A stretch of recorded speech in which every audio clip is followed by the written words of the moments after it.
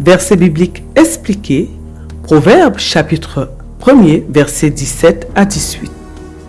Bonjour, je vous propose d'étudier aujourd'hui les versets 17 à 18 tirés du premier chapitre du livre des Proverbes du roi Salomon.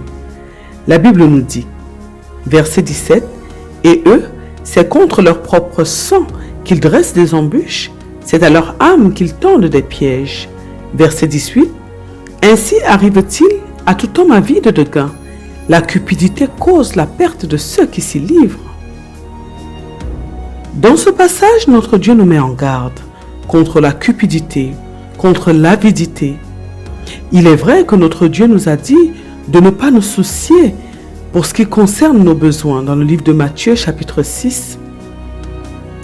Effectivement, désormais, nous vivons pour Dieu et c'est lui qui pourvoit à nos besoins, c'est lui qui prend soin de nous.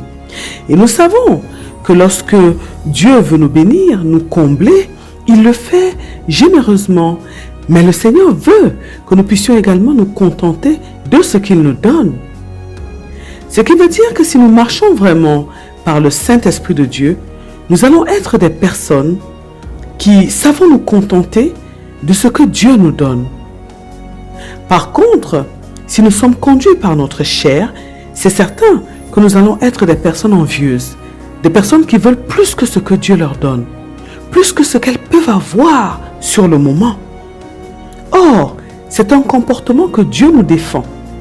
Le Seigneur nous défend d'avoir ce type de comportement parce qu'il sait que l'envie, que la soif des biens de ce monde, que toute autre soif que nous pouvons avoir, qui soit différente de la soif de Dieu, de la soif profonde de Dieu, toute autre soif qui peut brûler en nous, conduira à notre perte.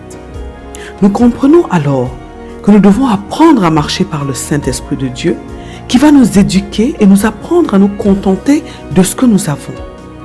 De même, nous devons faire de Dieu notre plus grande quête. Car si nous courons après notre intimité avec notre Dieu, nous n'aurons pas le temps de courir derrière les choses de ce monde. Nous devons également avoir notre mentalité renouvelée par la parole de Dieu que nous devons écouter, méditer, lire tous les jours en demandant au Saint-Esprit de nous aider à comprendre cette parole, en lui demandant de nous aider à la mettre en pratique. Tout ce que notre Dieu nous dit, tout ce que notre Dieu nous demande est toujours dans notre intérêt et dans celui de nos proches, dans celui de nos enfants, de notre descendance. En effet, tout ce que nous posons comme acte affectera notre descendance. Nous transmettons effectivement à nos enfants une partie de nous, notre sang, notre âme.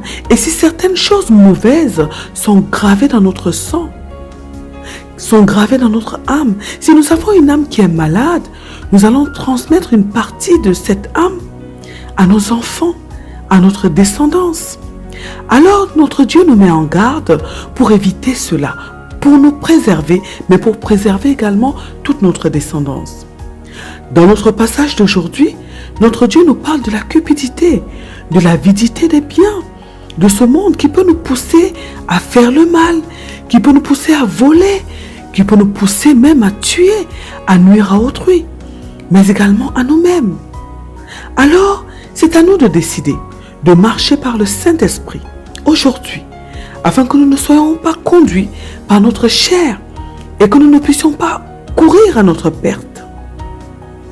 Alors dans nos prières, mes bien-aimés, demandons à Dieu de nous donner la capacité de nous soumettre au Saint-Esprit afin que nous ne puissions pas accomplir les désirs de notre chair. Demandons à notre Dieu de nous donner une grande soif de lui afin qu'il soit notre plus grande quête. Et ceci au nom puissant de notre Seigneur Jésus-Christ. Amen. Que Dieu vous bénisse.